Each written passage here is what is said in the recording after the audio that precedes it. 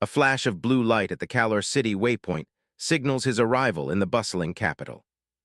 Nie Yan steps onto the stone pavement, moving with a confidence that draws curious looks from passing players. The news of their return spreads through the square, leaving other players wondering how his team managed to level up so fast.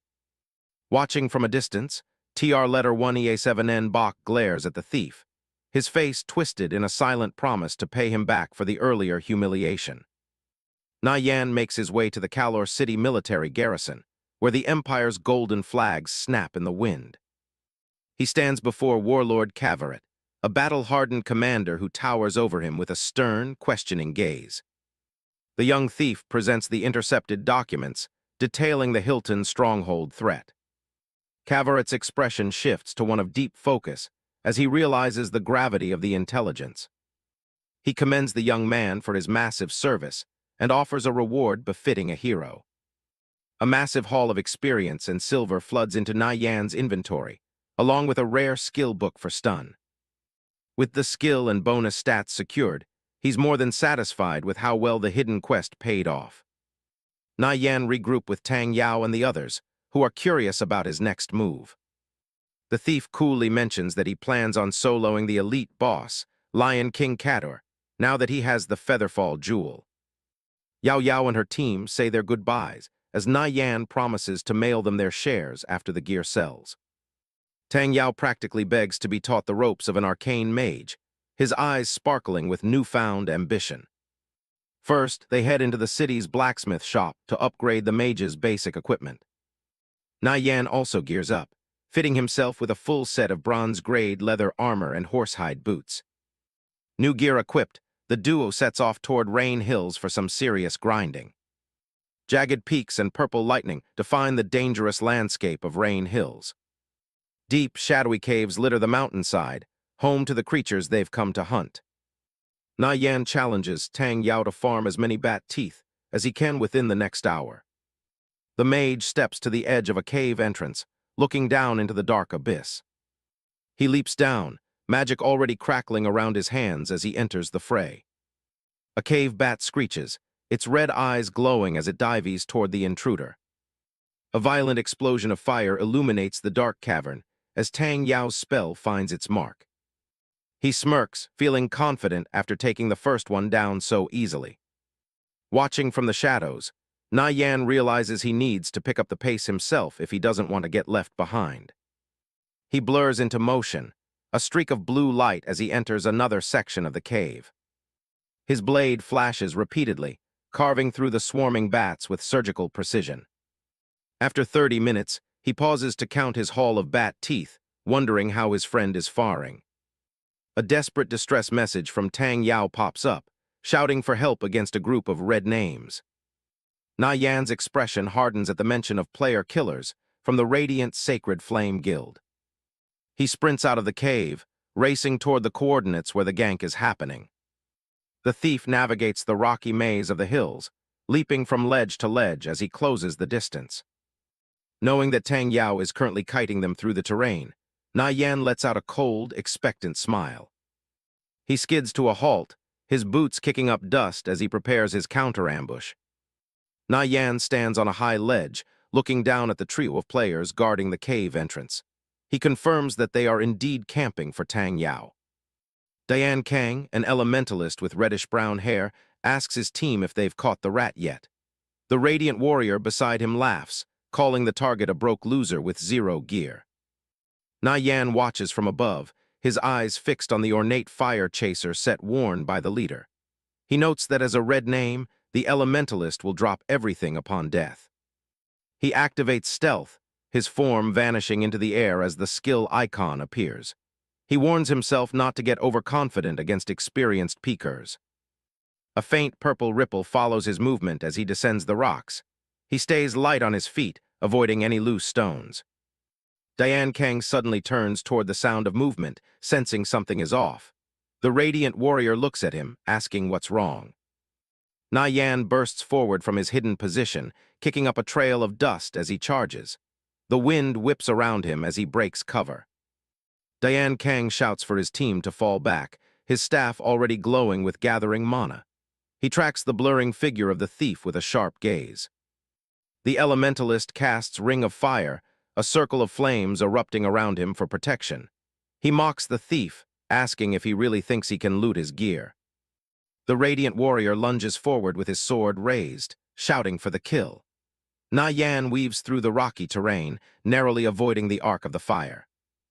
Nie Yan pops a scroll of swiftness, a system prompt showing a 20% speed boost for 30 seconds. He realizes he can't let the elementalist maintain his distance. A burst of fire hits him for 35 damage, but a system notification confirms self-defense mode is active. He now has 30 minutes to fight back without penalty. The thief dives straight through the flames, ignoring the damage to close the gap. Diane Kang's eyes widen in disbelief as the assassin emerges from the heat. The elementalist's face contorts in shock as he stammers, unable to believe how fast the thief is moving. He watches helplessly as Nie Yan reaches him. Nie Yan strikes with Assassinate, his dagger glowing as it carves into his target's side. A critical hit for 40 damage lands squarely. Diane Kang begins a desperate cast for Scorching Pyroblast, a massive spiral of fire forming around his staff. He grits his teeth, trying to finish the spell before it's too late. The radiant warrior leaps from above, his sword wreathed in lightning and fire as he tries to intervene. Nie Yan senses the incoming strike and prepares to counter. He parries a flame slash with a swift upward flick of his dagger. Sparks and embers scatter as the two weapons collide. The force of the block knocks Nie Yan back slightly, and a small -13 damage indicator pops up. He stays balanced, eyes already scanning for the next threat. The radiant priest raises his staff, channeling a bright holy light as he sneers at the thief. He calls Nie Yan a rat, ready to back up his allies. The radiant warrior's blade smashes into the ground, sending a shockwave of dust and debris into the air. Nie Yan uses the cover to adjust his position. He notes that Scorching Pyroblast has a 5-second cast time and calculates the distance. He realizes he can reach the elementalist before the spell is finished. Nie Yan lunges through the smoke, his silhouette a blur against the glowing orange fire. He closes the final few meters with a sudden burst of speed. He delivers a strike that triggers an interrupt, indicated by a blue system message. Diane Kang reels back as his massive fire spell is shattered. A stun icon appears above the elementalist's head, showing swirls over his eyes. He stands paralyzed, unable to move or defend himself. Nie Yan follows up with a series of quick slashes, numbers for -20 and -18 damage popping up. He carves through the vulnerable target without hesitation. Diane Kang shouts in panic, his last words a desperate command for his team to peel the thief off him. He begins to dissolve into particles of light. The radiant warrior screams about the thief's impossible movement speed as he charges back in. He can't keep up with the agile assassin. The warrior activates charge, lunging forward with his heavy blade held high. A shield of wind forms around him as he closes in. Nie Yan leaps out of the way, the warrior's blade missing by inches and slamming into the earth. Dust and gravel spray in all directions from the impact. Mid-leap, the thief prepares his next attack, his eyes focused on the warrior's exposed neck. He holds his dagger in a reverse grip. He executes Vital Strike, plunging his blade down for 60 damage. The warrior grunts as the heavy blow lands. A bright burst of light marks Diane Kang's final death, and a system message confirms the kill. Nie Yan gains 1 reputation point for taking down a red name player. The radiant warrior shouts for the radiant priest to loot the inventory back immediately. He lunges at Nie Yan again, his sword glowing with fire. Nie Yan catches a glowing orb of loot midair, a satisfied look on his face. He confirms that the fire chaser set is now in his possession. A linear strike from the radiant warrior cuts through the air, dealing 17 damage as Nie Yan is caught in the path. He maintains his footing despite the impact. The warrior shouts for his team to not let the thief get away. The priest grits his teeth, knowing they're in trouble if they have to explain this to the boss. Nie Yan takes another -16 damage as he weaves through a stray attack. He doesn't slow down, keeping his momentum going. He activates Combat Bandage, blue light wrapping around his arm as he heals while running. A +20 healing indicator pops up above his head. The radiant priest looks on in shock, shouting that the thief is using a bandage skill. He realizes they can't catch up to someone with such high movement speed. Nie Yan checks his status, nodding that his HP is fully topped off. He confirms that his combat cooldowns have all reset. He digs his heel into the dirt, coming to a sharp stop as dust kicks up around his boot. Nie Yan vaults off a rocky ledge, his silhouette illuminated by the moon as he prepares to close the gap. The radiant warrior pivots with his massive broadsword, swinging in a wide arc to intercept the thief's descent. Nie Yan lands perfectly on the flat of the warrior's blade, using the enemy's own weapon as a stepping stone. He activates Vital Strike, plunging his dagger into the warrior's shoulder for a critical 55 damage. The thief's hand is a blur of motion as he readies his next skill, his weapon humming with dark energy. He executes Assassinate, his blade sinking deep into the warrior's back for another 38 damage. The radiant warrior roars in frustration, unable to shake the agile assassin off his back. Nie Yan pulls out a hand crossbow, the mechanical components clicking as he aims it point-blank at the warrior's head. 3 bolts fire in rapid succession, striking the warrior's heavy armor with a series of metallic thuds.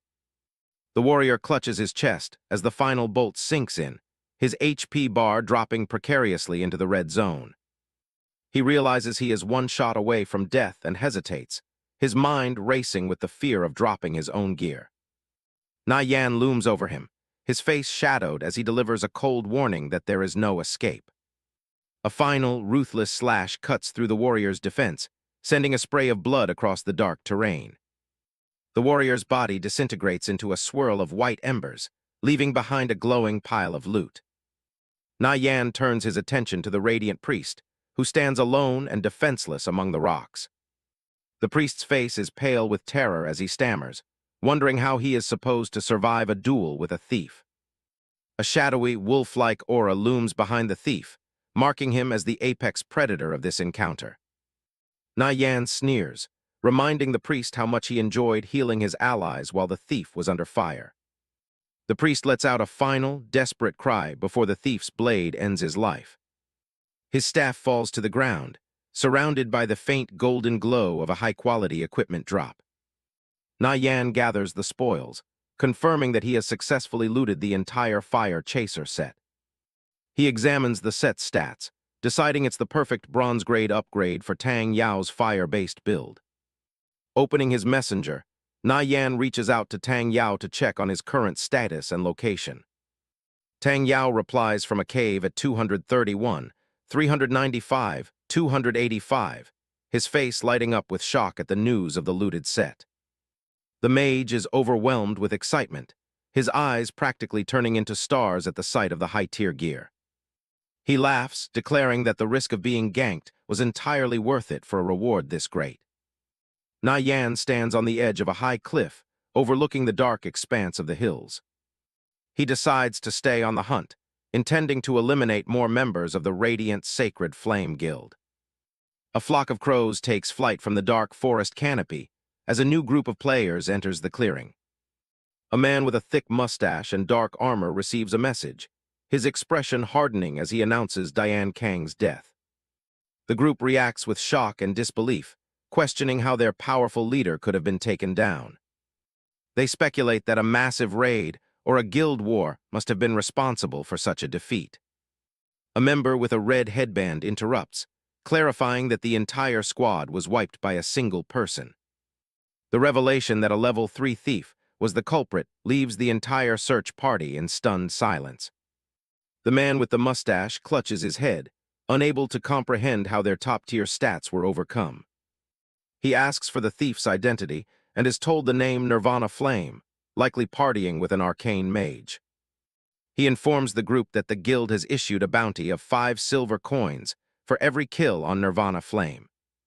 Tucked away in the shadows of a nearby tree, Nie Yan listens to the news of the kill order with a cold grin.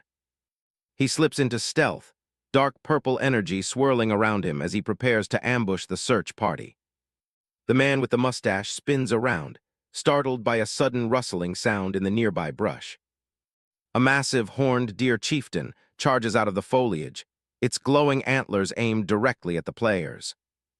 Noting that it is a solo spawn, the group decides to focus their fire on the chieftain before continuing their hunt. Nie Yan spots a vulnerability in the search party's formation, his gaze narrowing as he prepares to strike. The radiant warrior holds the chieftain's attention, commanding his teammates to kill it quickly so they can split the loot. He roars a challenge, his shield braced against the massive beast's onslaught. The horned deer chieftain slams its antlers against the shield with a thunderous impact, forcing the warrior to call for more haste. A swordsman and the mustache-wearing leader attack from the sides, their weapons carving into the chieftain's fur. The boss creature reels under the assault, its HP bar dipping as it takes a series of rapid hits. Secure in the backline, the elementalist tells his priest companion that they'll have the boss melted in 30 seconds. Behind them, Nie Yan's silhouette looms like a ghost, his presence entirely undetected by the overconfident casters. The thief draws his dagger with a practiced flick of the wrist, the blade humming with lethal intent. He strikes the priest first, delivering a heavy blow that leaves the healer stunned and unable to respond. Turning his fury on the elementalist, Nie Yan plunges his blade into the mage's back, drawing a cry of pain. A series of high-speed slashes follows, each strike dealing significant damage to the fragile elementalist. "We're getting ganked," the mage shouts, his face twisted in panic as he reaches for a survival potion. Nie Yan's blade strikes the elementalist's hand, shattering the potion bottle into a shower of glass and liquid. The elementalist falls to his knees, his eyes rolling back as he wonders how everything went so wrong so fast. Nie Yan stands over his first victim, his cold eyes already scanning for the next target as the mage dissolves into light. The priest snaps out of his stun, his hands clutching his head as he realizes the backline support has been wiped out. Before he can cast a single spell, Nie Yan is upon him, his daggers weaving a pattern of destruction across the healer's robes. The priest lets out a terrified gasp, his face pale as he realizes the sheer speed of the thief's attack. He attempts to invoke holy judgment to save himself, but a -30 damage indicator signals his impending demise. The radiant warrior is still struggling with the chieftain, his confusion growing as the forest behind him falls silent. He spots the white light of a player death and swears, realizing that the thief has successfully ambushed them. Chaos erupts in the clearing as the search party finds itself caught between the boss's fury and the assassin's blades.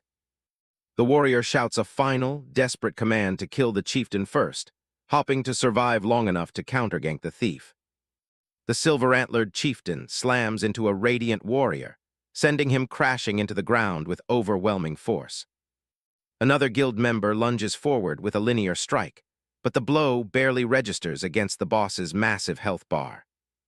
The chieftain roars in fury, spraying a dark mist into the air as it begins its second phase rampage.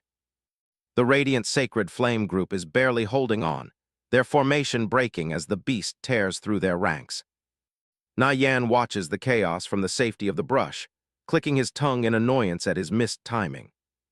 The 3 surviving members are in critical condition, their HP levels hovering dangerously low after the boss's assault. Nie Yan narrows his eyes, calculating the risk of diving into a 3v1 fight even with their health bars in the red. The radiant warrior is sweating, frantically shouting into his comms for reinforcements to arrive before they all wipe. Nie Yan steps out from the shadows with a taunting grin, mockingly asking why 3 men are too scared to charge 1 thief.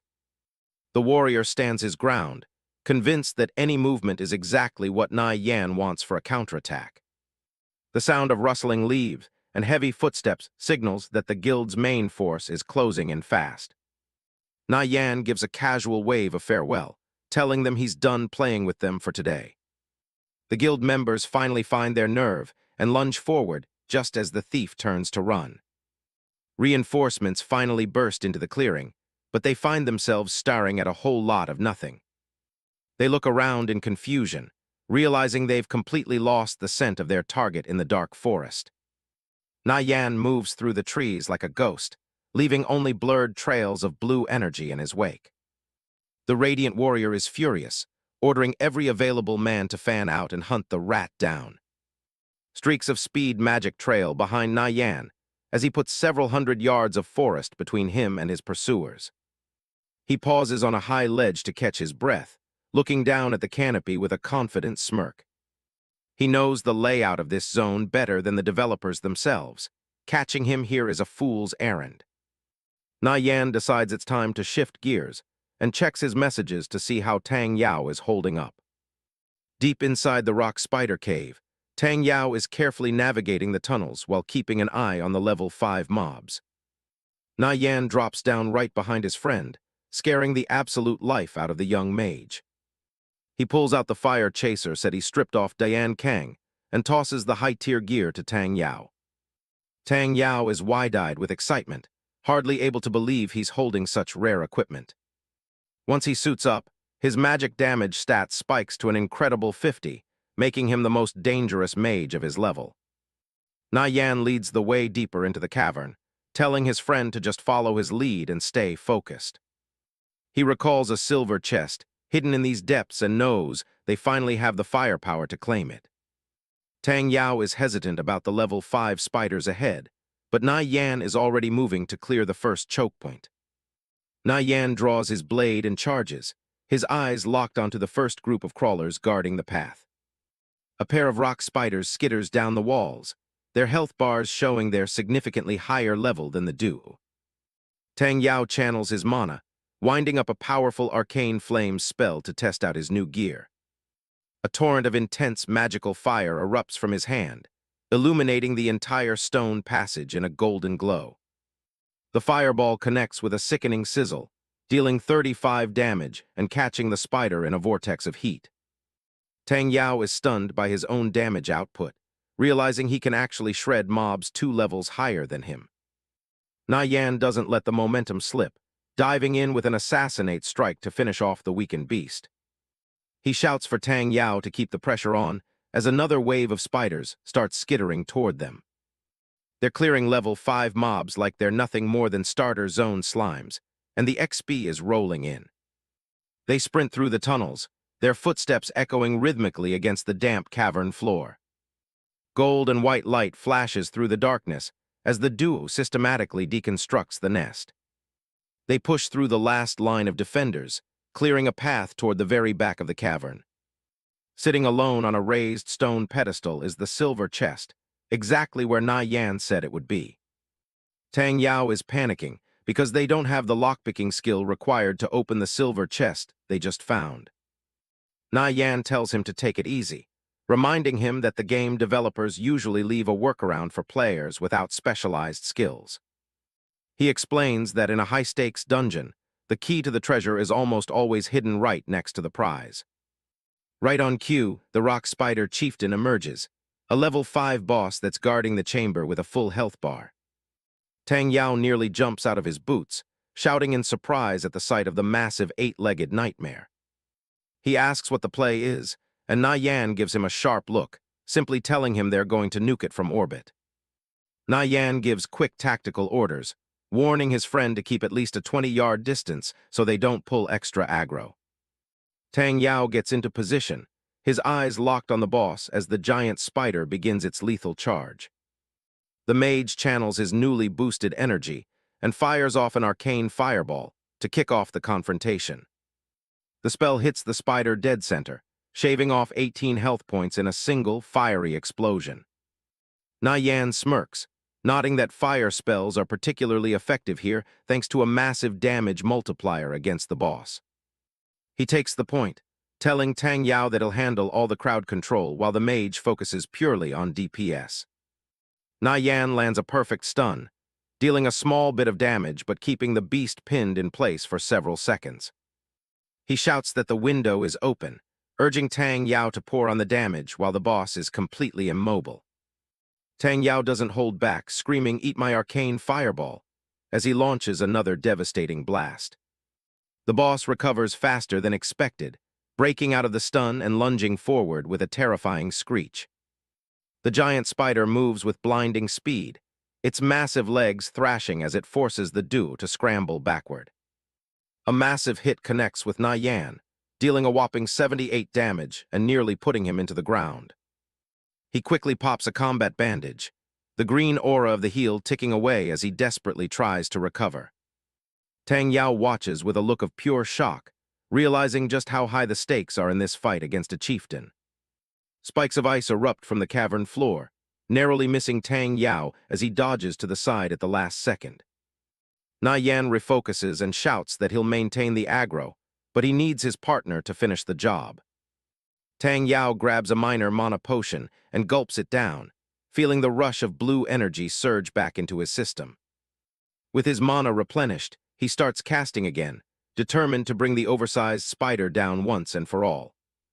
Another fireball explodes against the spider's face, dealing 25 damage as the beast reels from the intense heat. Nie Yan sees his opening and leaps high into the air, readying a vital strike to put an end to the battle. He drives his dagger into the spider's weak point, landing a massive 301 damage critical hit that shatters its carapace. Tang Yao stares in silence as the level 5 chieftain finally collapses into a heap of chitin and legs. The mage falls onto his back, completely exhausted and amazed that they actually took down a boss 2 levels higher than them. Nie Yan stands over the boss's remains, his eyes glowing as the experience from the hard-fought kill flows into him. They hit the jackpot with the first drop, a Meteor Fall skill book, a legendary AoE nuke for mages in the early game. The second book is Block, a vital defensive skill that allows physical classes to parry incoming attacks. Along with the rare books, they find a silver key, the perfect tool for opening high-tier chests like the one nearby. Tang Yao is losing his mind over the drops, clutching the Meteor Fall book like it's made of solid gold. Nie Yan explains that this skill is a god-tier asset for farming mobs and will stay relevant even into the mid-game. Tang Yao is hyped, though Nie Yan casually mentions it's still not quite on the level of ancient draconic magic. Tang Yao is confused by the mention of draconic magic, but Nie Yan just tells him he'll find out what it means eventually. They don't waste any more time and head back to the silver chest, resting in the center of the chamber. Nie Yan pulls out the silver key and carefully slides it into the ornate lock, his hand steady as he turns it. A glowing progress bar appears over the chest as the ancient mechanisms inside begin to click open. The lid swings open, and a brilliant golden light spills out, illuminating the faces of the two friends. Inside lies the silk spinner's ring, a legendary utility item that grants its wearer incredible mobility for climbing and jumping. The silk spinner's ring is a bronze-grade accessory with no level requirement, allowing the wearer to fire strands of spider silk to latch onto objects. Tang Yao dismisses the find as trash tier, but Nie Yan insists that for a thief, it's a god-tier artifact with endless utility. Nie Yan asks if his friend has successfully learned the Meteor Fall skill yet. Tang Yao confirms the process is complete. Peering into the dark tunnels, Nie Yan decides it's time to take the massive AoE nuke for a test drive against the cave's inhabitants. Nie Yan takes point, telling Tang Yao to begin his long incantation while he rounds up a massive group of spiders. The thief darts through the cavern, gathering aggro with ease as several rock spiders scuttle after his retreating figure. Tang Yao grits his teeth as the spiders close in, frustrated by the painfully slow cast time of his powerful new spell. A massive ball of flame descends from above as Tang Yao screams the name of the skill, Meteor Fall. The explosion rocks the cavern, instantly vaporizing the group of spiders in a single, devastating blast of fire. Nie Yan watches the destruction from a safe distance, thoroughly impressed by the beautiful nuke his friend just unleashed. Tang Yao stands amidst the smoking remains, shocked that he was capable of dealing such insane burst damage. Nie Yan claps his stunned friend on the shoulder, telling him to snap out of it so they can push deeper into the cave. The celebratory mood shifts as Tang Yao realizes he is completely out of mana and has burned through all his potions. Nie Yan realizes that casting Meteor Fall at such a low level was a mistake that completely drained his partner's resources. He stares into the dark abyss of the rock spider cave, recalling that the most important item in the game is hidden here. Tang Yao suggests he should head back to the city so he doesn't become dead weight while Nie Yan continues his search. Nie Yan agrees, deciding to use their walk out of the cave to explain some advanced arcane mage mechanics to his friend. The two emerge into a dark, rain-drenched forest as they leave the dangerous cave system behind. Tang Yao produces a town portal scroll, thanking Nie Yan for helping him survive and secure such a badass skill. Nie Yan gives him a small, supportive smile, reminding him that looking out for one another is exactly what brothers are for. A beam of light takes Tang Yao back to safety, leaving Nie Yan alone in the rain. He turns back toward the cave, his boots splashing in the puddles as he refocuses on his primary objective. Deep within the rock spider cave lies a page of the Chapter of Order, an item that every player in the game dreams of obtaining. The Chapter of Order and Chapter of Chaos are divine artifacts that have dictated the very laws of the continent for centuries. Each legendary chapter is composed of 6 volumes and 36 pages, all of which are currently scattered across the world. Assembling the Chapter of Order grants the wielder divine power to rebuild the world's laws and become the absolute master of light.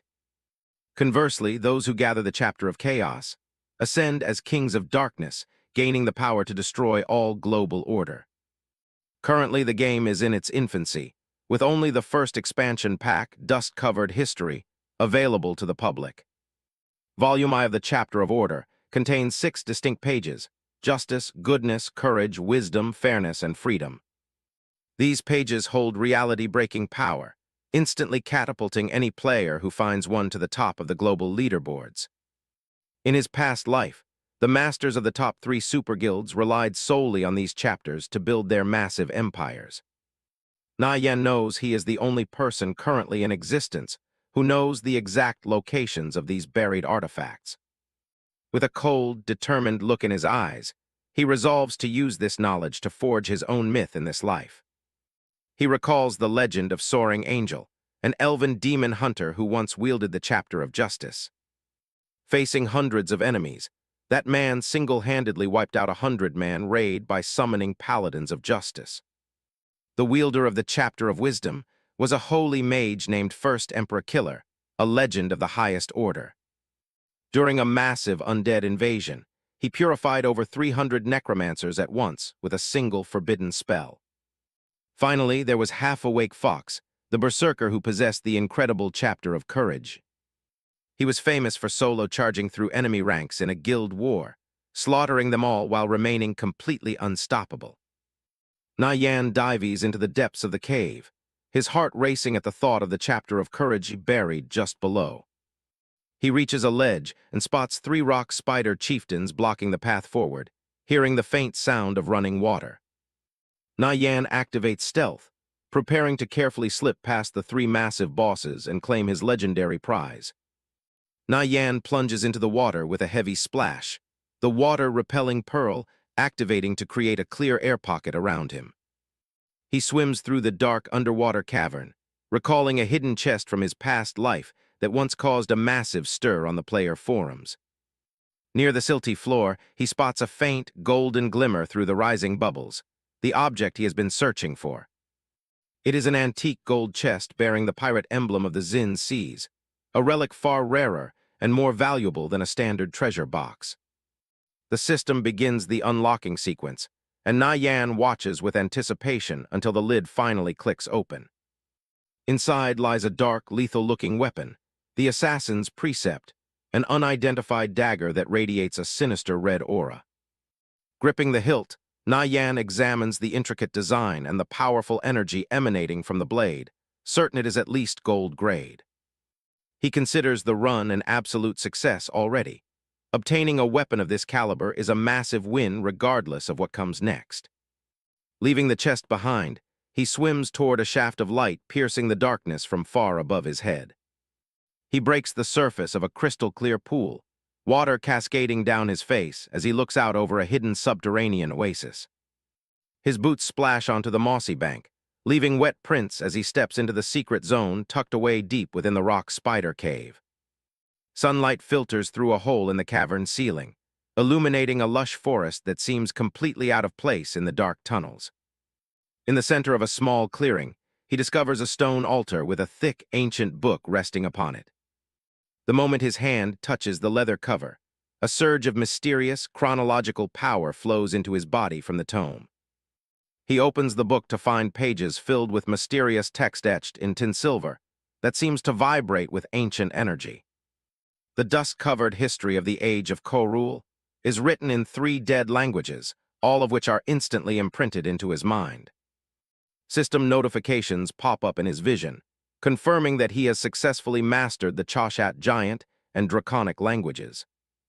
He also learns Ancient Common and gains the Korul Chronological Index, a feat that grants him immense knowledge of the game's hidden lore.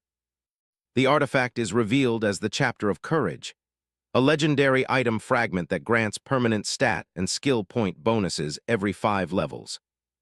Along with the passive buffs, he gains 2 powerful skills: Super Insight for identifying gear and the game-breaking Divine Arbitration. Staring at the broken stats, Nie Yan finally understands how the legendary player Half-Awake Fox was once able to solo a 200-man army. He clenches his fist, knowing he must be incredibly careful now. If he dies, this legendary item is a guaranteed drop for his killer. The artifact will only become permanently bound to his soul once he collects all 6 chapters to complete Volume I of the Book of Order. A chilling thought occurs to him: an item this powerful should be guarded by a massive boss. He looks back at the cave entrance with a wary expression. Nie Yan looks back at the empty cavern, wondering why everything is so quiet. He just snatched the Chapter of Courage and expects a fight, but there's no sign of a boss yet. The silence doesn't last long. The ground beneath him suddenly erupts into jagged stone spikes. The thief barely jumps back as the environment turns hostile in an instant. He realizes his mistake immediately. Looting that legendary item just triggered the boss's aggro. To make matters worse, his only exit through the pool is now completely blocked off. He kicks off the wall, leaping through the rocky terrain to put some distance between himself and the traps. He can't stay here, or he'll be pinned down and finished before the fight even starts. The young man looks down at the new gear on his finger, the silk spinner's ring. It's exactly the kind of mobility tool he needs for a situation this desperate. A thin strand of silk shoots from the ring, latching onto the edge of a distant cliff. It holds firm against the rock face, providing a makeshift bridge across the gap. He swings through the air like a pro, clearing the distance and landing a hard roll on a high ledge. Every second counts as the ground behind him continues to crumble. Another wave of spikes bursts from the floor, shattering the spot where he was standing just a heartbeat ago. The sheer force of the attack sends debris flying everywhere. From the shadows, the true threat finally emerges. The Order Guardian, a towering spirit wreathed in flames and sporting massive black wings. It lets out a roar that shakes the entire cave. Nie Yan doesn't hesitate to use Super Insight, desperate to see exactly what kind of monster he's dealing with. A sleek black icon flies toward the beast to gather intel. The stats that pop up are a total nightmare, a level 100 boss with 200,000 HP.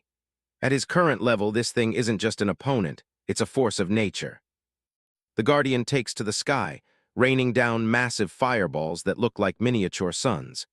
The entire area is about to become a literal oven. Explosions rock the cavern as Nie Yan sprints through the heat, knowing a single hit would end his run instantly. He's got to reach the safety of the town before the boss's area of effect attacks catch up. Back in Link Town, the local players start to freak out as the sky turns dark and the ground begins to tremble. Something big is coming and they aren't prepared for it. A massive system announcement flashes across the sky, warning everyone that draconic creatures have invaded the southern sector. The game is basically telling non-combatants to run for their lives. People stop in their tracks, staring at the massive winged shadow looming over the city walls.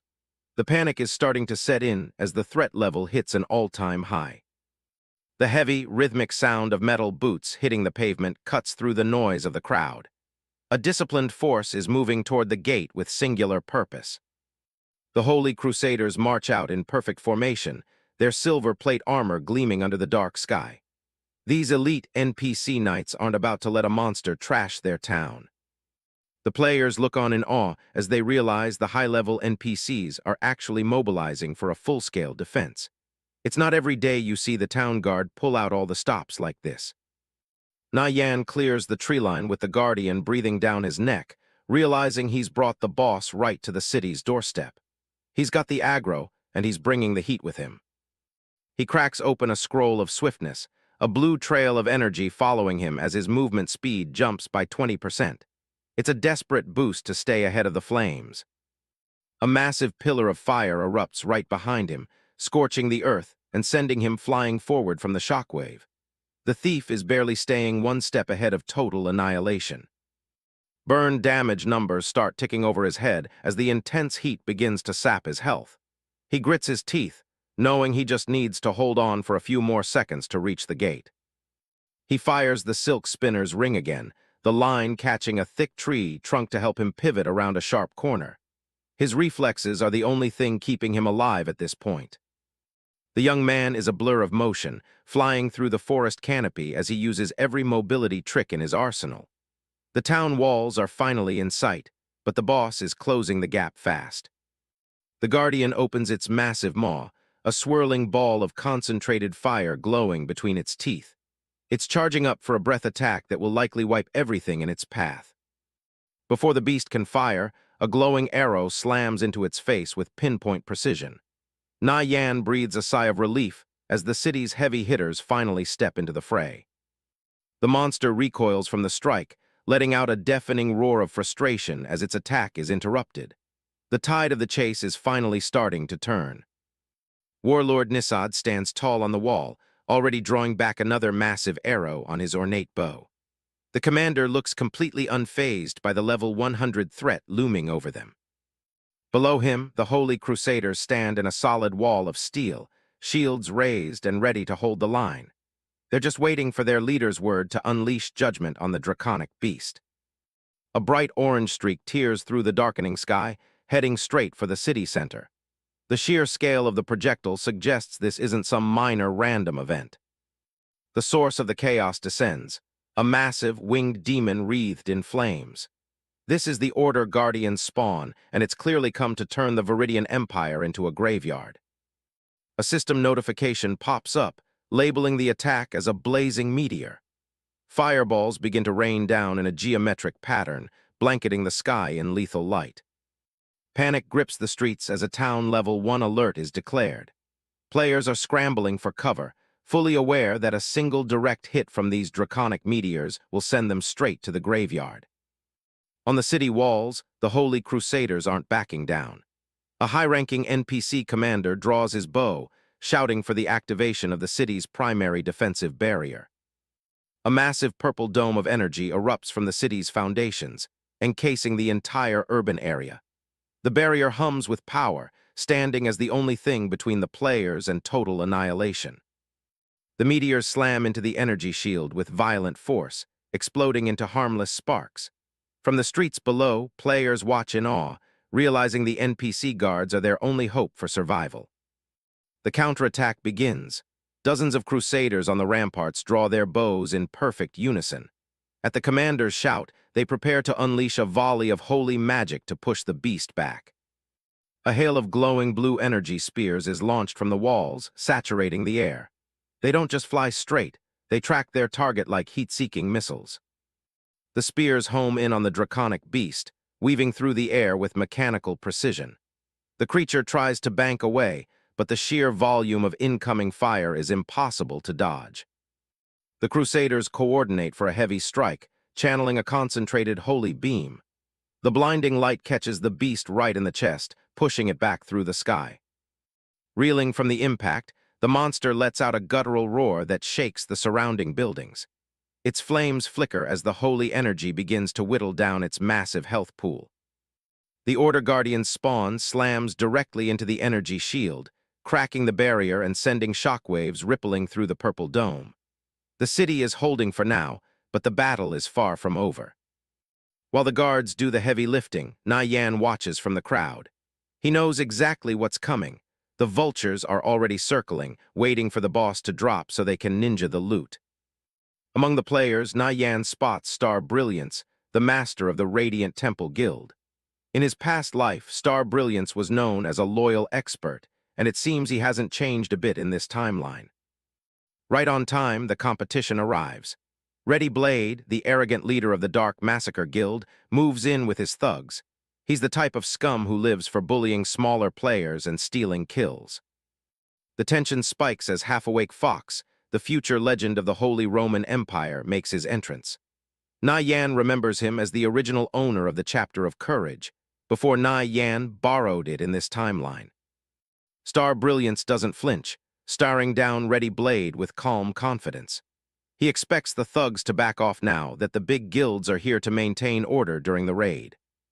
Star Brilliance isn't above a little trash talk, reminding Ready Blade that his guild cleared the Black Flame forest first. He's making sure everyone knows who the current server experts are. Ready Blade just scoffs, dismissing the achievement as pure luck. He claims the point gap between their guilds is tiny and that Dark Massacre will be on top by the end of the day. The thugs behind Ready Blade are itching to start a guild war right there in the streets. They're begging their boss for the order to wipe out the Radiant Temple members before the loot even drops. The ground trembles as the beast lets out another roar in the distance. The wind from its wings nearly knocks the arguing players off their feet, reminding them that the real fight is still happening. The meteor shower intensifies, crashing against the city's defenses in a series of blinding white explosions. The Holy Crusaders are being pushed to their limit to keep the barrier active. The draconic beast charges up one last desperate attack, but the city's energy is already flaring blue. The NPCs are preparing a final judgment to end the invasion once and for all. An NPC commander passes sentence in the name of Warlord Nisad. He draws a massive energy arrow, focusing all the city's defensive power into a single point of lethal light. The arrow is released, tearing through the sky like a blue lightning bolt. It leaves a trail of ozone in its wake, aimed directly at the heart of the fiery monster looming above. The projectile connects with a thunderous crack, dealing a staggering 87,000 damage. The beast's wings give out, and it begins its final descent toward the city streets. A system notification confirms the kill as the boss's HP bar hits 0. Every player in the area stops arguing and turns toward the crash site, their eyes locked on the potential loot. The guild leaders, Star Brilliance, Ready Blade, and half-awake Fox, exchange a split-second look of pure greed. The truce is officially over and the race to the drop site is on. It's a complete free-for-all as players sprint toward the falling corpse. Dignity is out the window. Everyone is just hopping to be the first one to click on a piece of high-tier gear. Nie Yan isn't going to just watch from the sidelines. He activates stealth, vanishing into thin air as he maneuvers through the chaotic crowd toward the prime loot spot. A random red-haired player thinks he's hit the jackpot, reaching out for a piece of gold-tier loot with a triumphant shout. He's already celebrating a win he hasn't earned yet. Suddenly, he's blasted back by a wave of force before his hand can even close on the item. The area around the loot is a literal death zone of competing skills and desperate players. Half-awake Fox isn't letting anyone else get close. He barks out an order to stop the scavengers, his eyes fixed on the most valuable drop in the entire pile. Using a burst of speed, half-awake Fox leaps over the heads of the crowd. He's the fastest one there, and it looks like the Holy Roman Empire is going to take the prize. He reaches out, a smirk growing on his face as he prepares to claim the drop. In his mind, the item already belongs to him and his guild by right of strength. But a series of dark tendrils suddenly whip out from the shadows, ensnaring him in midair. An immobilized status effect locks him in place, freezing his momentum instantly. Ready Blade laughs as he steps out of the chaos, his own hand reaching for the loot while everyone else is stuck. He's been waiting for exactly this moment to swoop in and steal the glory. The scramble becomes a mess of hands and skills as Star Brilliance and Ready Blade dive for the same spot. Ready Blade has the better angle, and it looks like the bully is going to win. Watching from the shadows, Nie Yan realizes he's too far to grab the loot himself. If he can't have it, he's at least going to make sure the scum doesn't get it either. He levels his mechanical crossbow and fires a precise volley of arrows. They catch Ready Blade right in the shoulder, the impact and poison knocking him off balance and ruining his grab. With the opening created, Star Brilliance doesn't hesitate. He unleashes a final pulse of light magic, snatching the item out from under Ready Blade's nose and securing it for himself. Star Brilliance catches the loot, a smile spreading across his face as he glances back. He gives a quick nod of thanks for the timely assist that let him beat the thugs to the prize. Nie Yan watches from the shadows, satisfied with the outcome even if he didn't walk away with the gold himself. He's done what he came to do, and it's time to disappear before things get even messier. Ready Blade's face contorts with rage as he realizes he's been played. He snarls at the silver-haired thief, clearly not ready to let the insult go without a fight. The tension in the square is like a powder keg ready to blow. Dark Massacre members are already reaching for their weapons, surrounding the area as the crowd of onlookers starts to scatter. Nie Yan doesn't even flinch, meeting Ready Blade's murderous gaze with cold indifference. He knows exactly how to handle bullies like this, and he isn't about to start taking orders now.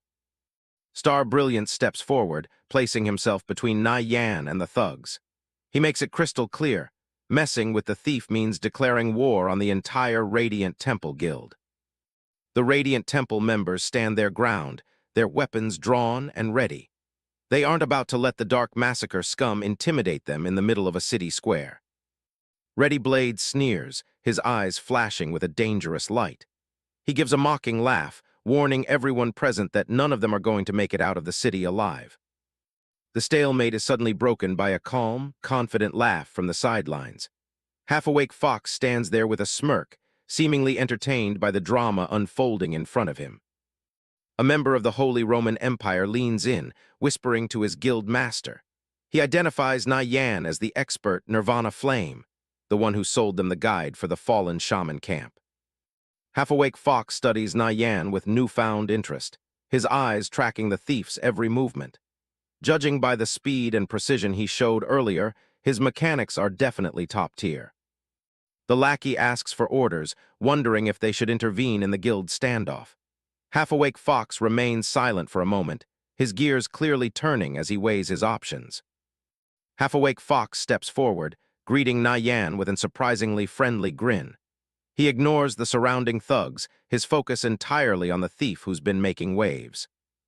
Ready Blade and Star Brilliance both look on in shock at the sudden turn of events. Seeing the leader of the Holy Roman Empire acting so cordially to a solo player is practically unheard of. Nie Yan notices Flying Stone standing right behind Half-awake Fox. It seems some of the future legends are already gathering under the banner of the Holy Roman Empire. Nie Yan doesn't miss a beat, laying out his terms before the invitation is even fully extended. He wants first dibs on any thief gear and usable items that drop during the raid. The onlookers are stunned by the sheer audacity of the demand. They can't believe a single player has the guts to make such a big ask from one of the server's most powerful guild masters. Whispers ripple through the crowd as players wonder if Half-awake Fox will actually entertain such an arrogant request. Some think the thief is just asking for a death sentence. Flying Stone grinds his teeth, clearly offended by the thief's lack of respect. He whispers to his boss that the guy is pushing his luck and being far too arrogant for his own good. Half-awake Fox actually smiles, seemingly impressed by the confidence. He knows that only someone with real, undeniable skill would dare to speak to him like that.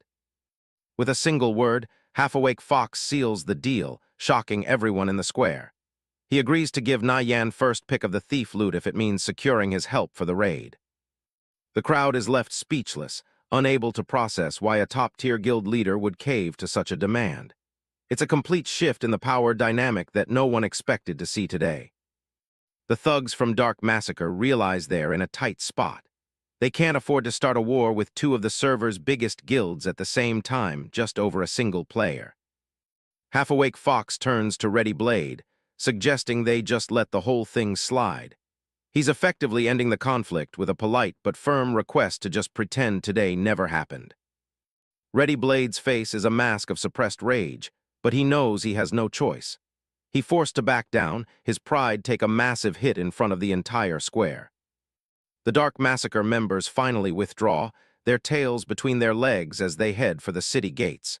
The immediate threat has passed, leaving only the primary guild members behind. Star Brilliance breathes a sigh of relief and thanks Nie Yan for the backup. He's surprised to find out that the thief actually has connections with the Holy Roman Empire. Star Brilliance pulls up the item window for the loot he snatched, but his expression isn't as happy as you'd expect. He admits that the haul is technically great, but completely useless for them right now. The Courage armor is a stunning gold-tier piece, but it has a level requirement of 100. It's an incredible find, but it's going to be gathering dust in a vault for a long, long time. Half-awake Fox looks at the stats and nods in agreement. Everyone's level is way too low right now, and even if they put it up for auction, nobody could afford it or use it. It's essentially just a very expensive trophy at this point. It'll sit in the guild vault as a symbol of their success, even if it won't be helping them in a fight anytime soon. Star Brilliance turns back to Nie Yan, expressing his hope that they can run a dungeon together soon. He's clearly seen enough to know that having this thief as an ally is worth its weight in gold. Half-awake Fox suggests they all add each other as friends to stay in touch for the upcoming raid. He's making moves to solidify this new connection before everyone goes their separate ways. System messages pop up as the three of them exchange friend requests. Nie Yan can't help but reflect on how casually he's running into these future legends in this life. With the immediate business sorted, Nie Yan prepares to log off. He gives a final wave to the two guild masters, promising to catch them later when the raid is ready to go. The sun is beginning to set over the city as the crowds finally start to thin. Nie Yan takes a moment to himself, finally having some quiet time to look over his newest piece of gear. He activates Super Insight to appraise the Assassin's Precept dagger he got earlier. The blade thrums with golden light as its hidden properties are finally revealed. It's a gold-grade offhand weapon with some seriously impressive stats for a level 5 item. Getting nearly 30 attack power from a single piece is going to be a game-changer. Nie Yan realizes that once he reaches level 5 and unlocks dual wield, his DPS is going to skyrocket. He's already planning his next steps to reach that milestone as quickly as possible. The scene shifts to Tell Town, a quiet settlement nestled against a backdrop of towering mountains.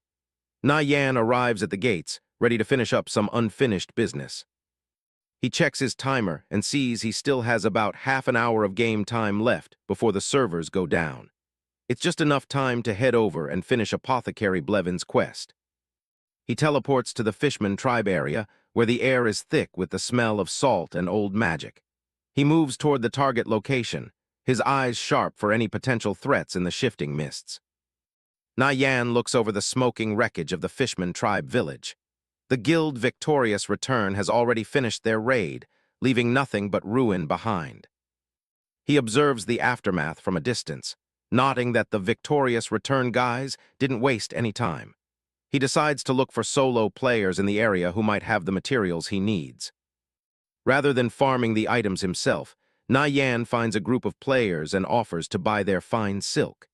It's a pragmatic choice to save time before the upcoming server shutdown. With the silk secured, he makes his way across the waters towards Central Lake Island. The tranquil environment of the island stands in stark contrast to the destruction he just witnessed. He finds Apothecary sitting by the shore with a fishing pole in hand. Nie Yan announces his return, ready to complete the task he was given. He hands over 90 pieces of fine silk to the old man, who accepts them with a surprised expression. A system notification confirms that the items have been removed from his inventory. Apothecary stands up, his eyes bright with newfound hope. He proclaims that he finally has enough materials to make his return to Hilton's stronghold. A golden light begins to emanate from the old man, bathing the entire shore in a warm glow. He speaks with conviction about purging the darkness from the land. As the light intensifies, a message appears indicating an increase in reputation with Hilton's stronghold. The apothecary continues his blessing, calling upon the holy light to guide the way. Nie Yan watches as a massive amount of experience points are added to his status bar. Apothecary then offers several items as a token of his heartfelt gratitude. A pair of black boots trimmed with gold materializes in front of him. The system identifies them as the Swift Rotation Boots, a gold-grade item. Nie Yan is stunned to have received yet another piece of gold-grade equipment.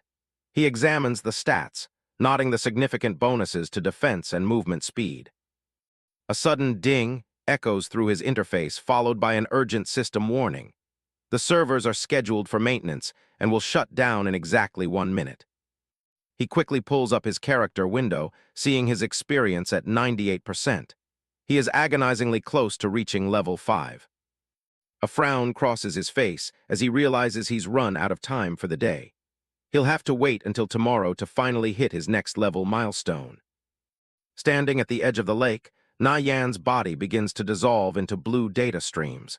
The world of conviction fades out as he initiates the logout sequence. The login interface flickers with digital noise before going dark. The sensory input from the game world finally cuts off completely. Nie Yan wakes up in his bedroom, the reality of his small, sparsely furnished room coming back into focus. He sets aside the VR helmet, his mind still racing with plans for the game.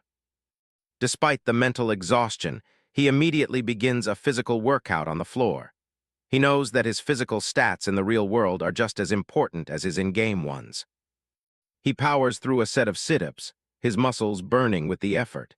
He reminds himself that in this second life, he cannot afford to slack off for even a single second. He transitions into handstand push-ups, his body perfectly vertical against the wall. He begins to feel the limitations of his current training space. After finishing his set, he grabs a heavy dumbbell to work on his arm strength. He decides that he needs to visit a martial arts dojo to properly test his current limits.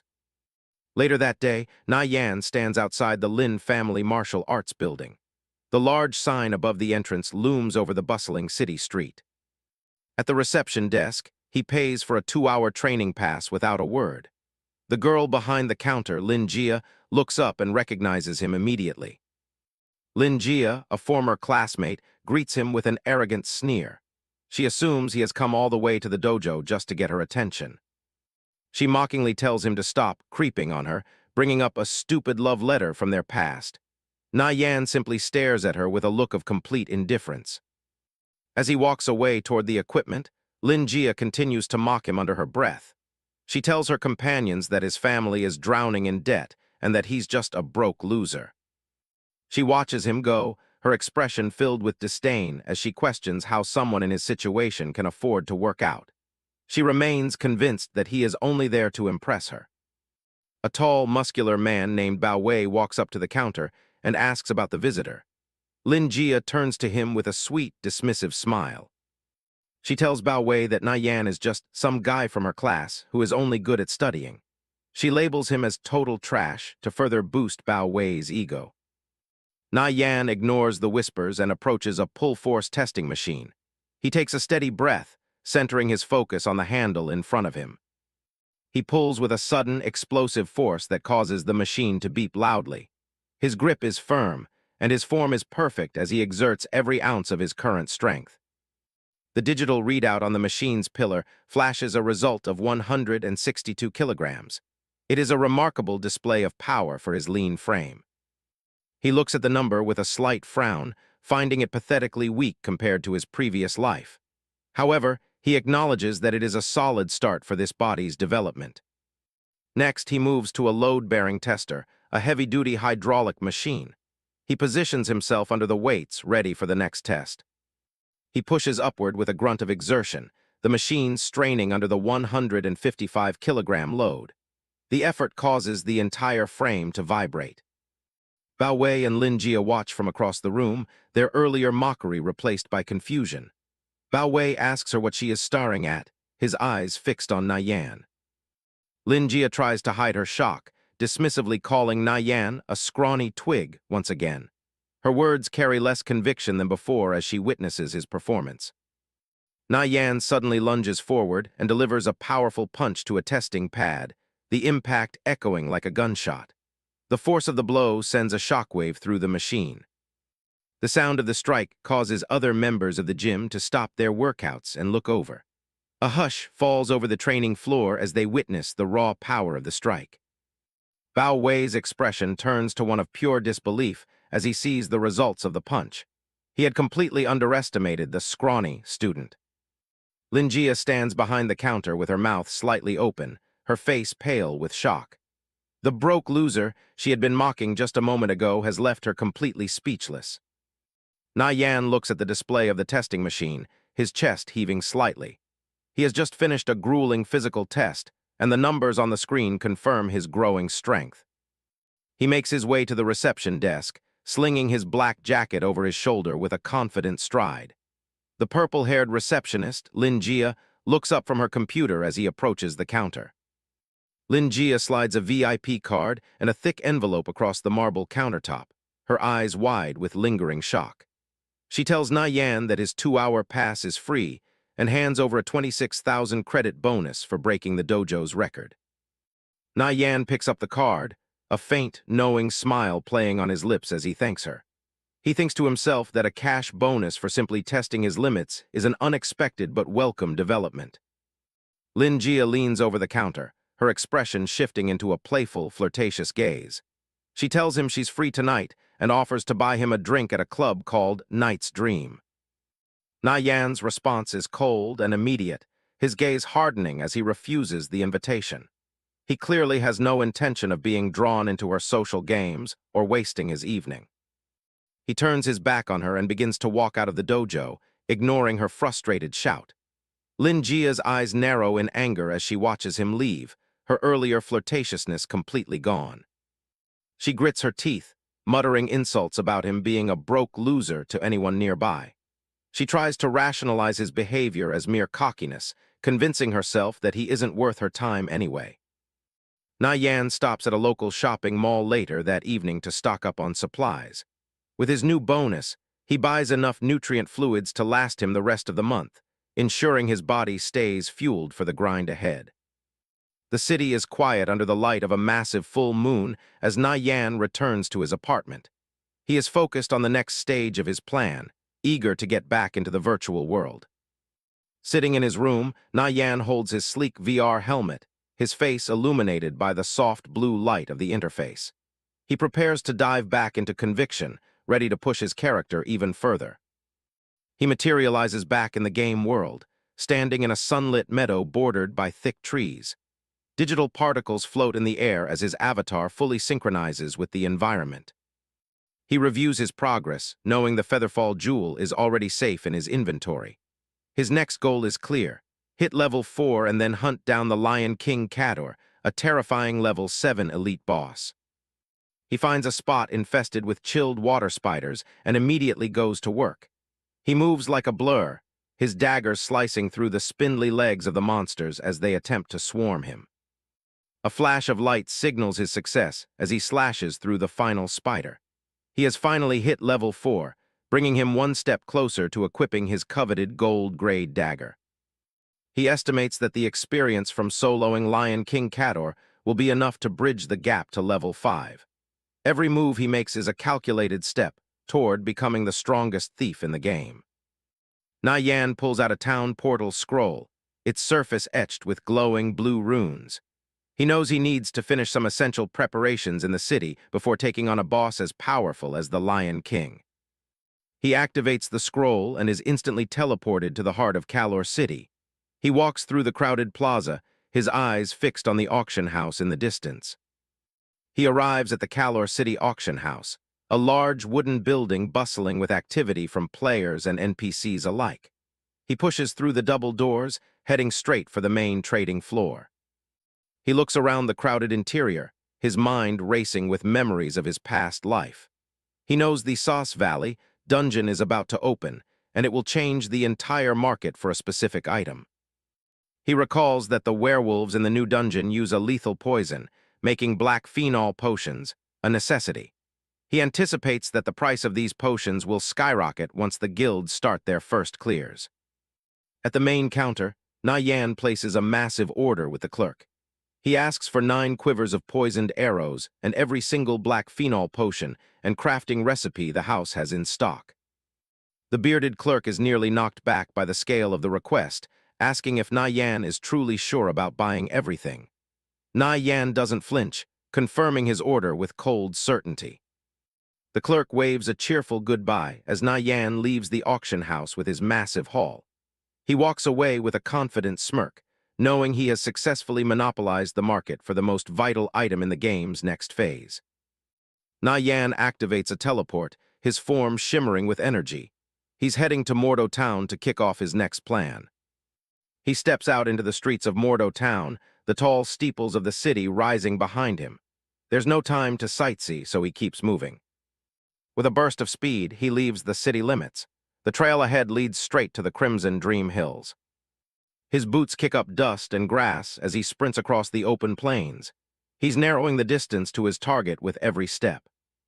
Reaching the edge of a massive cliff, Nie Yan looks down into the valley. The sun hangs low on the horizon, illuminating the rugged terrain below. His target, the Lion King Cador, prowls through the grass far beneath him. The level 7 elite beast has 6,000 health points, making it a formidable opponent for any normal group. Nie Yan spots a narrow ledge protruding from the cliff face. It's the perfect vantage point for the strategy he has in mind. He throws himself off the cliff, free-falling into the open air. As he drops, he triggers the Featherfall Jewel to cut his weight and slow his descent. He reaches out with the silk spinner's ring ready to go. Since he's currently light as a feather, the silk thread will easily support his weight without snapping.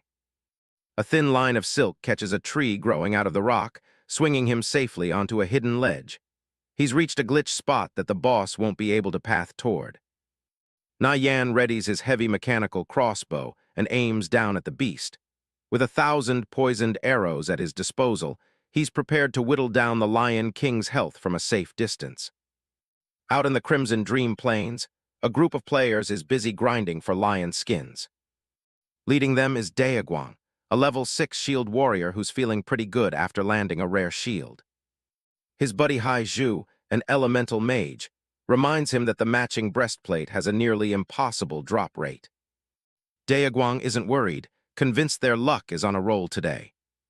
He's already dreaming about how invincible his defense will be once he gets the full set. Hai Zhu doesn't share the enthusiasm, thinking his teammate is getting way too cocky. Daeguang suddenly looks up at the cliff and spots something that shouldn't be possible. A lone player, Nie Yan, is dangling from a silk thread while casually sniping a monster from midair. 3 arrows streak through the sky with perfect precision. They hit the elite Lion King Cador, instantly triggering a poison effect. The group watches in disbelief, wondering how anyone came up with a tactic that keeps them completely safe.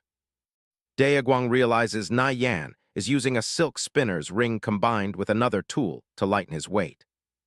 He knows those items are incredibly rare and wonders where a kid like that found them. The other players realize Nie Yan is going to level up at an insane speed if he keeps this up. Hai Zhu is more interested in what kind of monster requires such advanced tactics. When they realize he's soloing an elite boss, someone immediately suggests jumping in to steal the kill.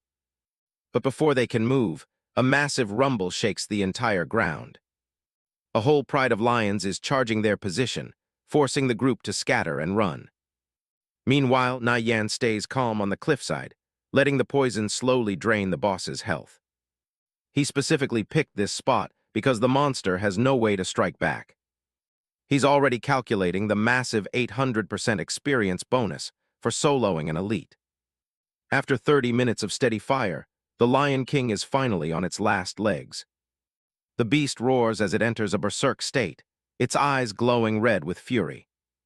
Nie Yan doesn't flinch, watching the health bar dip into the final red zone. He launches one last volley of arrows to finish the job. The silhouette of the massive predator collapses as the final blow connects. To get down safely, Nie Yan uses a feather gem to float gently toward his prize. He isn't even worried about the pride. His position was so high that they never even got his aggro. Time to check the loot. He uses Transcendent Insight to see if his gamble paid off. It did. He scores a gold-grade Lion King shield and the Lion Blood cloak. The system notification confirms the elite kill as a massive amount of experience floods in. A golden light erupts around him as he finally reaches level 5. Reaching this milestone allows him to dual-wield his daggers and equip all his new gold-grade gear. He's satisfied with the results, nodding a massive boost to his movement speed. His moment of peace is cut short as the rest of the lion pride finally discovers him. Nie Yan immediately drops into stealth and takes off at a full sprint. He's a blur through the tall grass, outrunning the predators with ease. He's moving so fast, he almost slams headfirst into another player. He collides with a maroon-haired warrior who's also trying to hold back the lions. It's Daeguang. Nie Yan freezes for a second as he recognizes the face. In his past life, this warrior was a legend, one of the top 3 shield warriors on the server. But right now, they're both just trying to stay alive as the pride closes in. Nie Yan sizes up the situation, suggesting they fight together since neither can break the siege alone. Daeguang doesn't hesitate, he's in. Daeguang bellows a war cry, charging headfirst into the pride. As a shield warrior, he's taking the brunt of the aggression to give Nie Yan an opening. He slams his shield down, activating an intimidate skill that stops the charging lions in their tracks. Nie Yan sees the opening and moves in like a shadow. Daeguang calls for a stun, and Nie Yan is already one step ahead. His grip tightens on his dagger as he prepares to deliver a precise strike. A bolt of energy crackles as Nie Yan lands a perfect stun, leaving the beast wide open. Daeguang doesn't miss a beat, swinging his blade to hamstring another predator. The massive lions collapse under their coordinated assault. Nie Yan clears his side with surgical precision. But they aren't out of the woods yet. Daeguang spots a gap in the siege and tells Nie Yan to follow his lead. They dash through the tall grass, moving as a single unit as they outpace the rest of the pride. Finally, they manage to lose their pursuers. Daeguang is panting but thoroughly impressed. He's never seen a thief with such a perfect sense of rhythm. They take a moment to catch their breath under the shade of the trees. Daeguang formally introduces himself, thanking Nie Yan for the help and promising to return the favor whenever he's needed. Nie Yan studies him, remembering the man's tragic future. In his past life, Daeguang was one of the founders of the world-sweeping guild. He was a simple man who left the guild's management to his best friend, Haiju, not realizing he was feeding a viper. That betrayal would eventually cost him everything when he discovered Haiju was having an affair with his girlfriend, Nie Yan. Looking at the man now, Nie Yan introduces himself as Nirvana Flame. He decides he's going to prevent that tragedy from happening this time. As a gesture of goodwill, Nie Yan pulls out the Lion King's shield. Daeguang's eyes nearly pop out of his head at the sight of the gold-tier loot. It's leagues better than the shield he just spent all day farming for. He estimates it's worth at least 25 silver coins. He admits he's short on cash, but offers to trade some high-level thief gear to make up the difference. Nie Yan is fine with that. Before they part, Nie Yan drops a question. Does Daeguang know a player named Haiju? Daeguang is surprised he knows his brother. Nie Yan tells a story about seeing Haiju and a woman named Nie Yan together at a bar, clearly in the middle of a heated conflict. Daeguang's face darkens. Those are the 2 people he trusts most in the world. He can't believe they'd ever go behind his back. Nie Yan keeps his voice neutral, stating that if he sees Haiju again, they won't be friends, but that's none of Daeguang's concern. He tells Daeguang that if things ever go south with his guild, he's more than welcome to come find him. Daeguang gets defensive, thinking this is just a clumsy attempt to poach him from his current guild.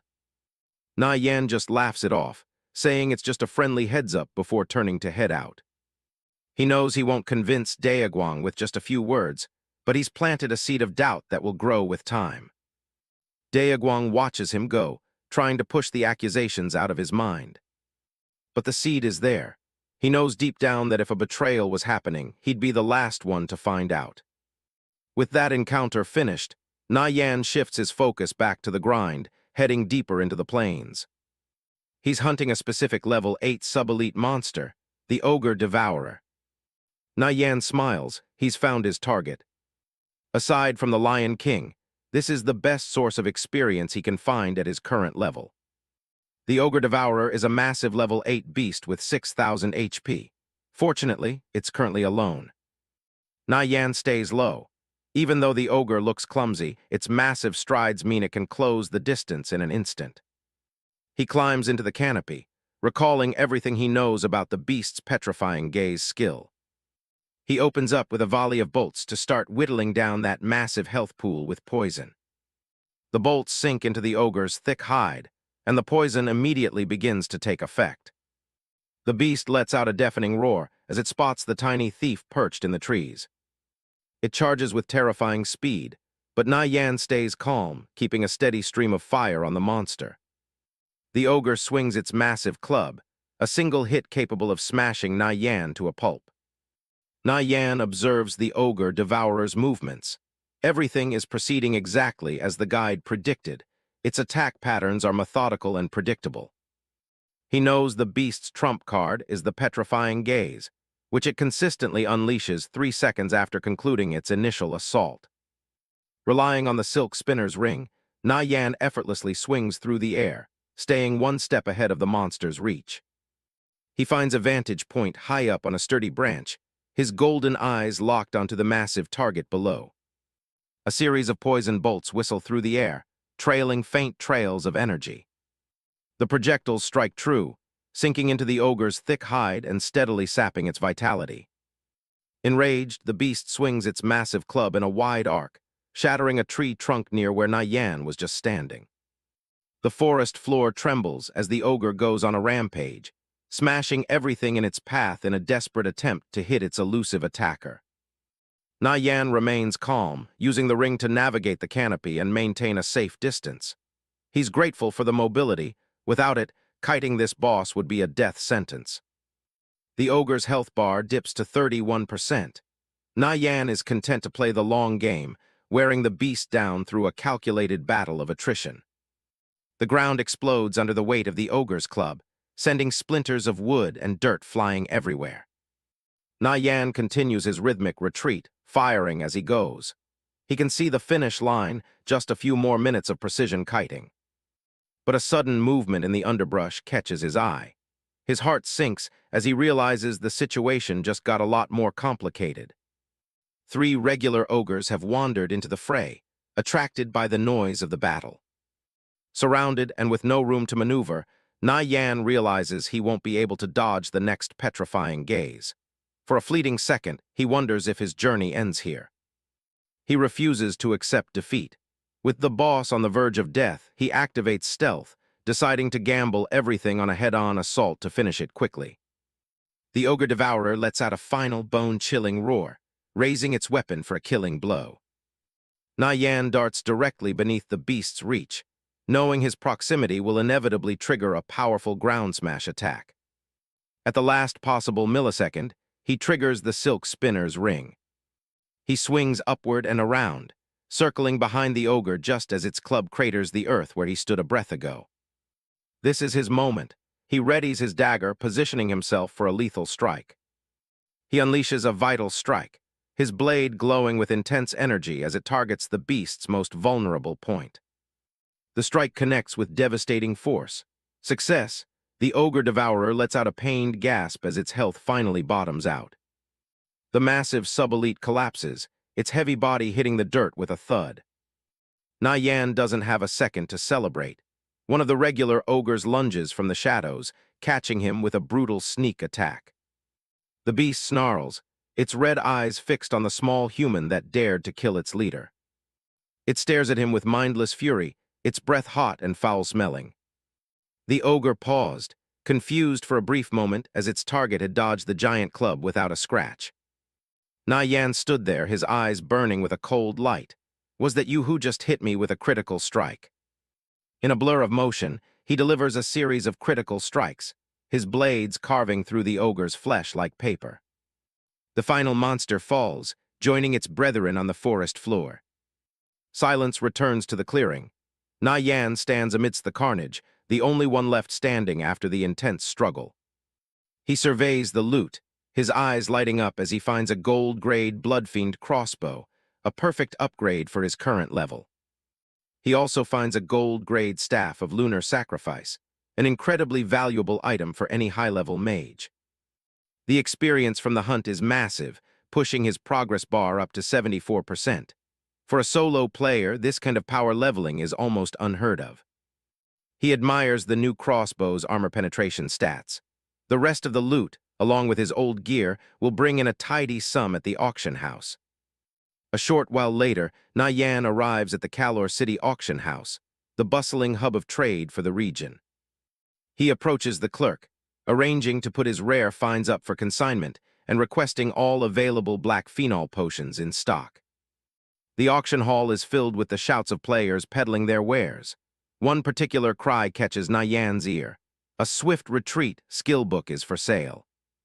He turns to see a mage named Divine Retribution holding up the rare thief manual, calling out for any interested buyers.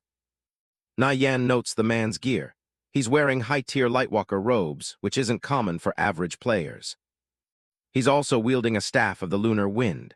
Nie Yan concludes that for a solo player to acquire such equipment, his skills must be exceptionally rock-solid. Nie Yan speaks with the mage, who is visibly impressed. "You've got some solid luck, brother," the man says, holding up the manual, "to actually get a swift retreat drop."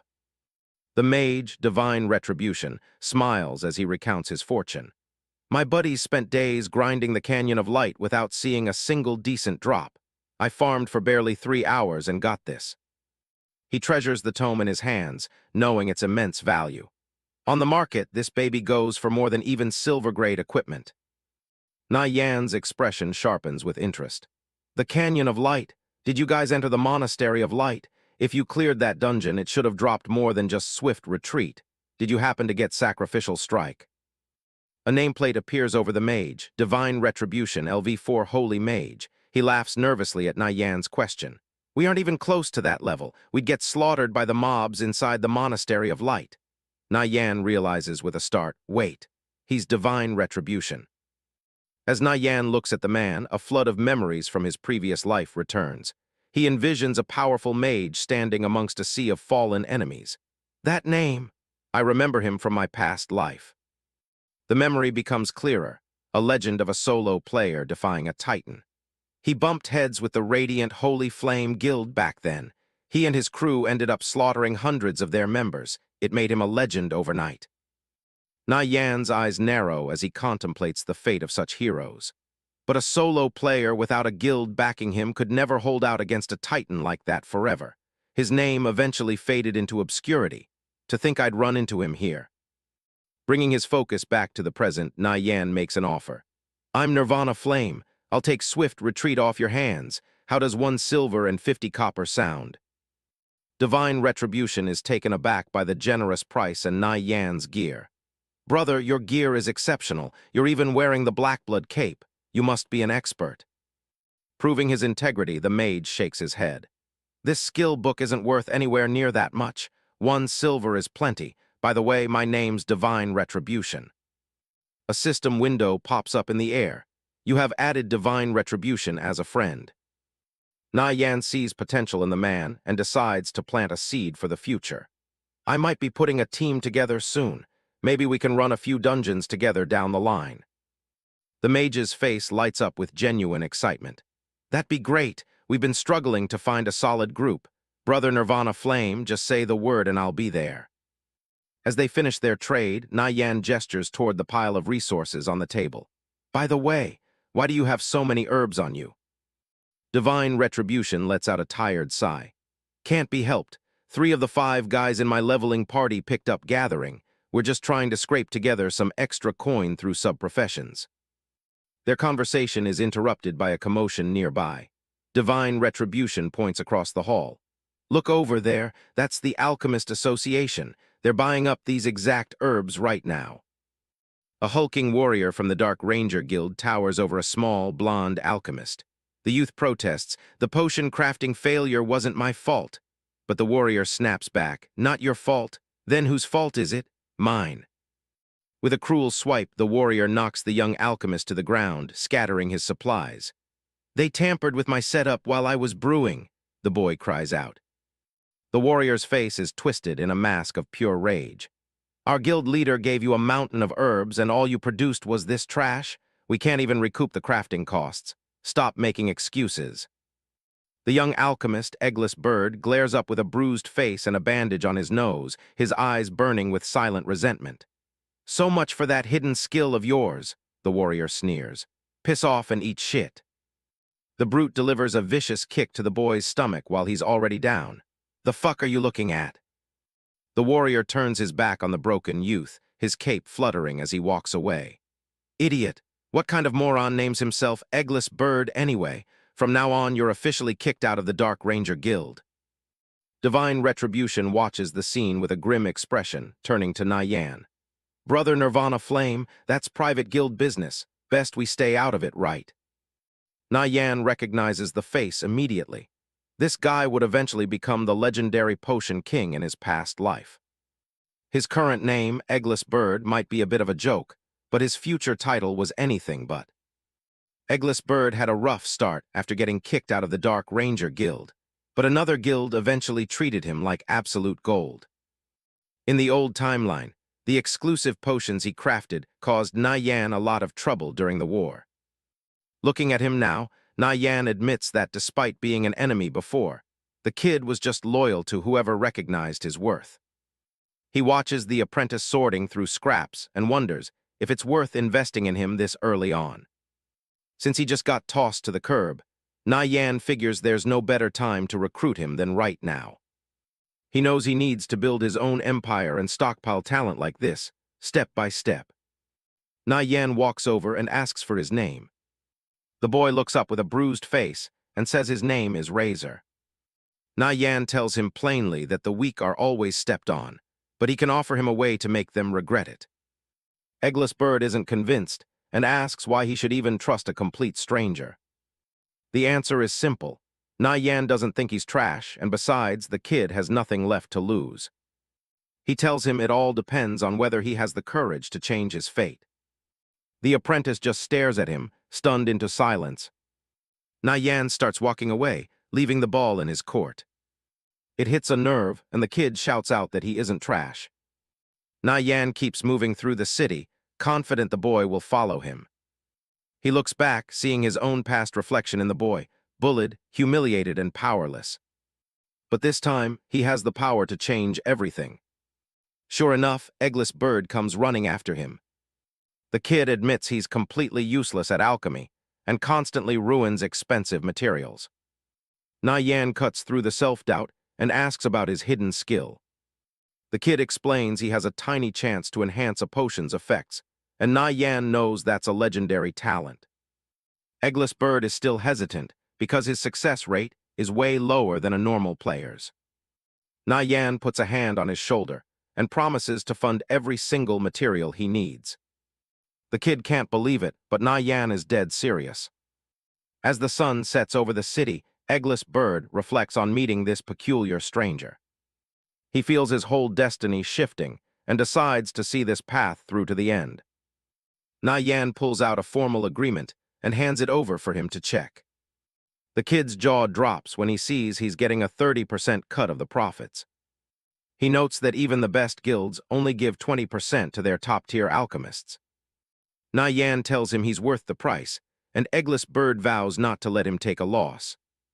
To get him started, Nie Yan mentions he'll need a large-capacity bag and high-quality equipment. He provides a massive pile of herbs and a sturdy backpack for the kid. Eggless Bird is overwhelmed with gratitude and thanks him profusely. Nie Yan tells him to skip the mushy stuff. He's just looking for them to make a fortune together. The boy heads off with a wave, eager to start brewing immediately. Nie Yan watches him go, determined to turn him into a grandmaster. He's tired of being stepped on and knows building his own team is the only way out. With the recruitment finished, it's time for him to handle his next task. He arrives at the eerie ruins of the ancient city of Sagat, hunting for a legendary thief artifact. Sagat's shadow, a legendary pair of boots. They were split into 3 fragments and scattered across the empire, only to be restored when all 3 are gathered. Nie Yan steps into the Natlan marshes. He remembers that in his past life, these fragments were snatched up early, but this time they belong solely to him. He moves through the murky swamp water. Suddenly, a level 6 swamp giant lizard lunges out of the depths. Nie Yan dodges the initial strike with ease. He draws his daggers, ready to counterattack. A vital strike connects, dealing heavy damage to the beast. He follows up with a series of quick, precise slashes. The lizard collapses into the swamp under his relentless assault. Nie Yan notes that thanks to his new gear, taking down higher-level mobs like this isn't even a challenge anymore.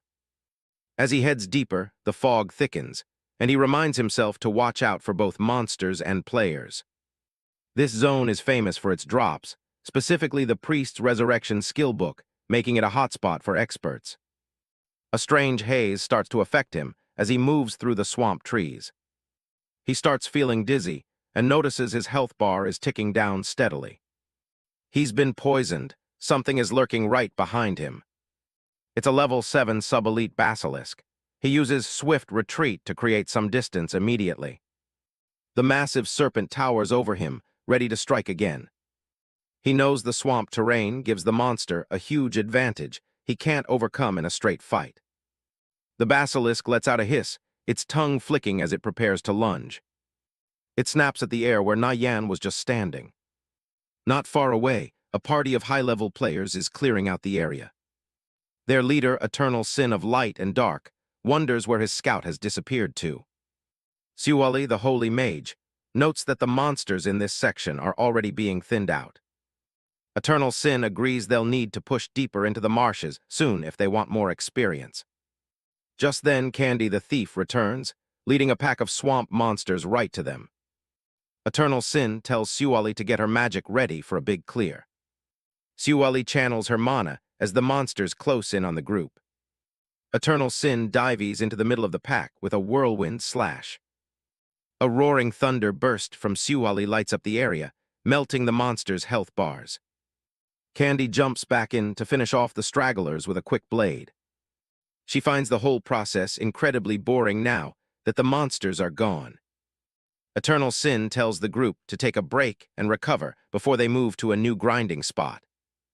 Nie Yan watches them from a distance, gauging their strength by their high-end gear.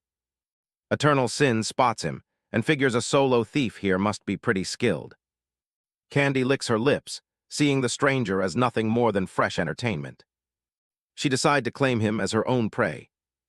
Nie Yan immediately senses their killing intent directed right at him. Eternal Sin doesn't waste any time and charges at him with a murderous look in his eyes. Nie Yan doesn't panic, instead he cracks a smile. If they want to fight, he'll just redirect the basilisk's aggression straight into their party. A sharp, menacing hiss suddenly rings out through the fog, causing the hulking berserker, Eternal Sin of Light and Dark, to freeze in his tracks. His confusion quickly turns to alarm as the massive level 7 sub-elite basilisk lunges forward, its jaws wide and eyes burning with predatory rage. Thanks for watching, and stay tuned for the next video.